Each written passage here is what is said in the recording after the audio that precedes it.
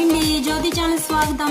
ఇవాళ ఏంటంటే అల్లం పచ్చడి చేస్తున్నానండి. క్లైమేట్ చాలా చల్లగా ఉంది కదా, అలా క్లైమేట్ చల్లగా ఉన్నప్పుడే, ఈ వర్షాలు పడినప్పుడే చాలా మందికి జలుబులు దగ్గులు వస్తాయి బాగా. అప్పుడే ఆ క్లైమేట్లోనే చూపిస్తాం మనకి.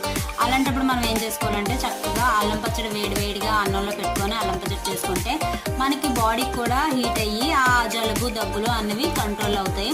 నేను అల్లం పచ్చడి చేసుకుంటున్నానండి. కాకపోతే ఒక్కొక్కరు ఒక విధంగా చేసుకుంటారు కదా, అంటే ఒక్కొక్కరు ఒక స్పెషల్ ఉంటుంది.